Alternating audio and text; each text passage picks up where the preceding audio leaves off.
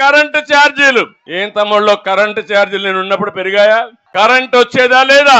నాణ్యమైన కరెంట్ ఇచ్చామా లేదా? ధరలు పెంచకుండా సమర్థవంతంగా రన్ చేశామా లేదా? ఈ రోజు కరెంటు రాదు, కానీ రేట్లు మాత్రం పెరుగుతానే ఉన్నాయి. ఆ పేర్లు నాకే అర్థం కాల. సర్ఛార్జ్ అంట, ఫ్యూయల్ ఛార్జ్ అంట, లేకపోతే ఎక్కడో కొన్నారని దాని మీద రేట్ అంట.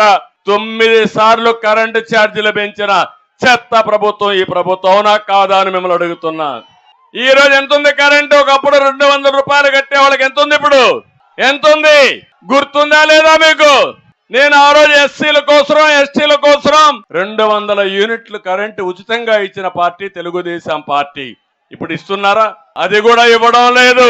నేను అందుకే మీ అందరికీ హామీ ఇస్తున్నా, మళ్ళీ తెలుగుదేశం ప్రభుత్వం వస్తుంది, కరెంటు ఛార్జీలు పెరగవు, అవసరమైతే తగ్గించే బాధ్యత తీసుకుంటామని మీ అందరికీ హామీ ఇస్తున్నా.